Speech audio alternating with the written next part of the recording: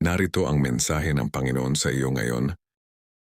Anak, kung minsan ay iniisip mong napakalayo mo na sa akin dahil sa iyong mga pagkakamali, may mga araw na dinadala mo ang bigat ng iyong mga pagkukulang at iniisip mong hindi ka na karapat-dapat lumapit sa akin. Ngunit nais kong ipaalala sa iyo ngayon na ang aking awa ay higit na dakila kaysa sa iyong mga kasalanan. Hindi kita minamahal dahil perpekto ka. Minamahal kita dahil ikaw ay aking anak. Kahit ilang beses kang nadapa, handa kitang ibangon. Kahit ilang beses kang naligaw ng landas, bukas pa rin ang aking mga bisig upang tanggapin ka. Anak, ang aking awa ay hindi nauubos. Tuwing umaga ay bago ang aking habag para sa iyo. Ang bawat pagsikat ng araw ay paalala na binibigyan kita ng panibagong pagkakataon upang magsimulang muli, magbago, at lumakad ng mas malapit sa akin. Huwag mong hayaang ang kahihiyan o pagkakasala ang pumigil sa iyong paglapit sa akin.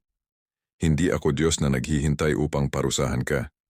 Ako ay Ama na naghihintay na yakapin ka, pagalingin ang iyong sugatang puso at ibalik ang kapayapaan sa iyong buhay.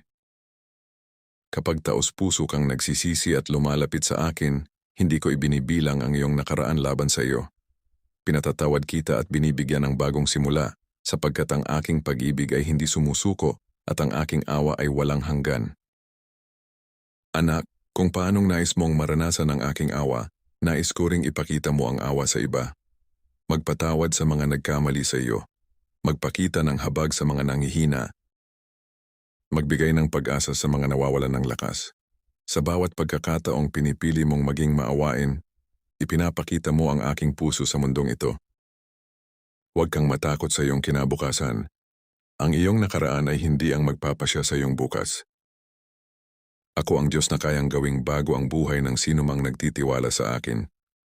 Ang aking awa ang magbabangon sa iyo, at ang aking biyaya ang magbibigay sa iyo ng lakas upang magpatuloy. Darating ang araw na lilingon ka at makikita mong ang mga sandaling akala mo ay katapusan, na ay naging simula pala ng aking magandang gawain sa iyong buhay. Mauunawaan mong ang aking awa ang umakay sa iyo, ang aking pag-ibig ang nagpatawad sa iyo, at ang aking katapatan ang hindi kailanman bumitaw sa iyong kamay. Kaya anak, lumapit ka sa akin ng may buong pagtitiwala. Huwag mong dalhin ng mag-isa ang bigat ng iyong puso. Ibigay mo ito sa akin at hayaan mong punuin kita ng aking kapayapaan, pag-asa, at pagmamahal. Mahal na mahal kita. Ang aking awa ay hindi nagtatapos, ang aking pag-ibig ay hindi kumukupas, at ang aking mga bisig ay laging bukas para sa iyo. Habang lumalakad ka kasama ko, lagi kang makatatagpo ng bagong simula at bagong pag-asa. Dahil sa dakilang pag-ibig ng Panginoon ay hindi tayo nalilipol, sapagkat ang kanyang mga habag ay hindi nauubos. Ang mga ito'y bago tuwing umaga, dakila ang kanyang katapatan. Panaghoy 3:22-23. Type Amen. Follow, like, comment, share.